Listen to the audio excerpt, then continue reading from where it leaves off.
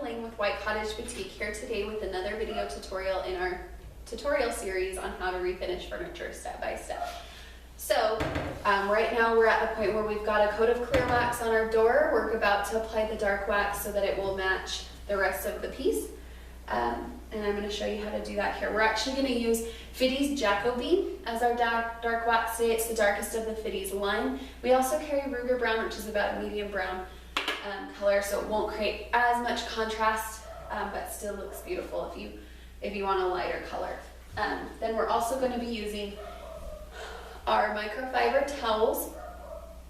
We love these towels, they work great. I explained it in our clear wax video why we love these towels and why we use them, and you're going to get to see the benefit here in just a second. Each set of towels comes with 3. When you're doing clear wax, you only need 1, but when you're doing dark wax, you need another 2. So that's the reason that you have 3 in that kit. So here's our third one. And you're going to want a spoon. On top of the microfiber cloths, the dark wax, the spoon, you're also going, and the clear wax, you're also going to want to have a brush. This is where the brushes come in super handy. They're great for clear wax, but they're amazing for dark wax, and they're going to change the way you do things. So I've got my already dirty, I'm using the extra large 2-inch waxing brush. The 1-inch is a little bit smaller, so it's easier to work with in small areas, but this is what I'm using today. So you're just gonna dip your wax into your waxing brush into your wax, and you're gonna get a small amount of wax on there. I know you can't really see this very well, but this is like, the amount of wax I have on here is like 1/4 teaspoon. It's a tiny, tiny amount of wax because dark wax goes a long ways, and I'm really just using this brush to apply it in the corners, and then I'm gonna use the cloth to work it into the rest of the area. So, starting off, we're going to just push it into all the corners of this door.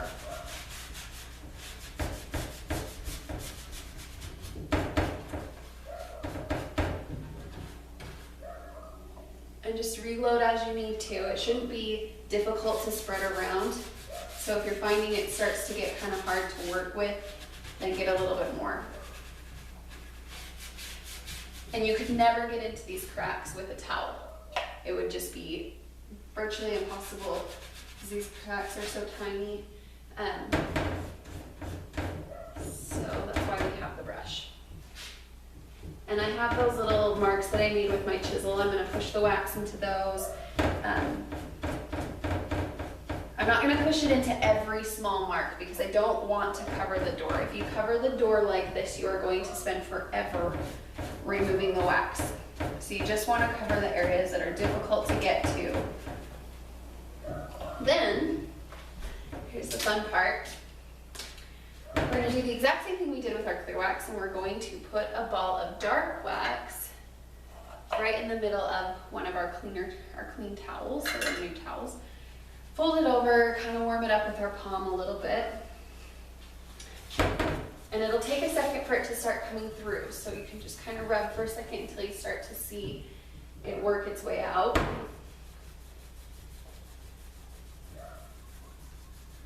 And so then you're going to work this, you're going to use this towel to work out the darker areas and kind of work them into the rest of the door.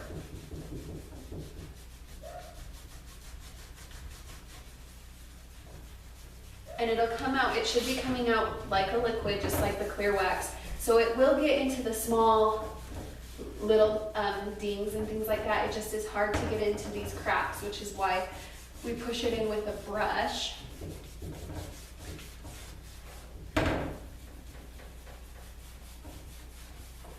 And you want to kind of go over those small areas that you want to stand out a little bit to make sure that some of the wax sticks down in there.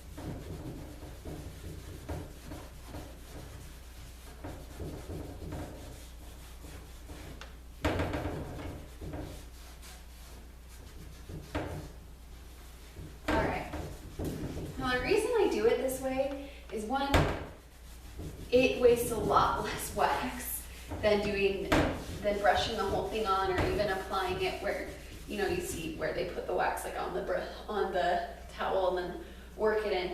This wastes a lot less wax. And also it avoids streaks. I've never had a streaky finish when doing it like this, and I'll show you why. So once you're done with that, you're gonna take your third cloth, which should be clean still, and you're gonna get your clear wax, and you're gonna act like you're just applying clear wax. You're gonna get a ball, put it in the middle. Probably want a little more than that.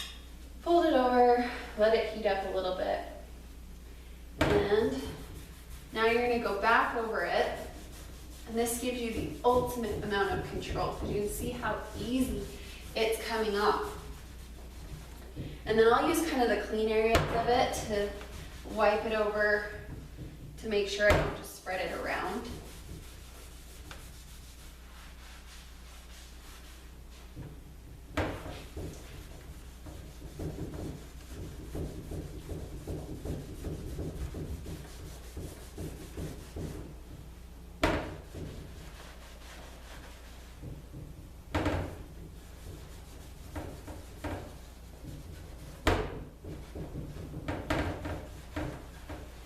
And this will start to pick up some of the color, which is what you want.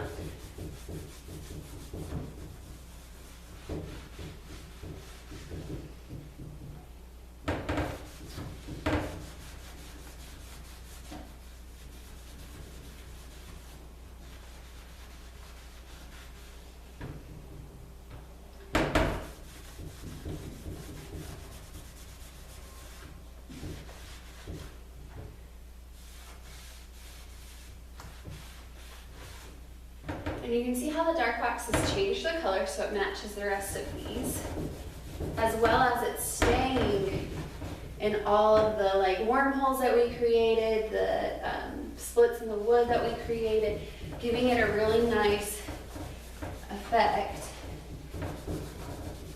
and kind of emphasizing those areas a little bit.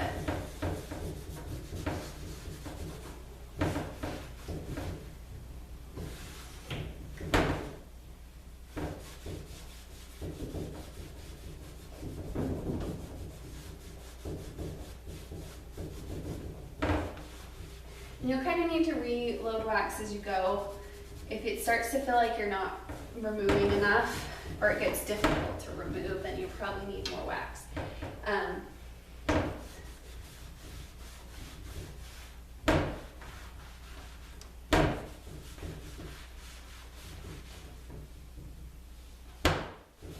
you can kind of start to fold this over.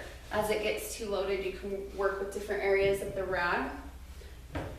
And then you can wash it if you need to. To wash your rags, you just want to soak them in a little bit of mineral spirits for a few minutes, just to loosen up the wax, and then you can run cold water over them. And then I usually, once I've kind of rinsed them out with mineral spirits, I feel like a lot of the wax is gone, I will put them in the dish, or in my regular washing machine with just some regular detergent. I don't wash them with my other clothes. I have before, and I've never had an issue with it ruining my clothes, but just to be safe, I usually try not to do that. And yeah.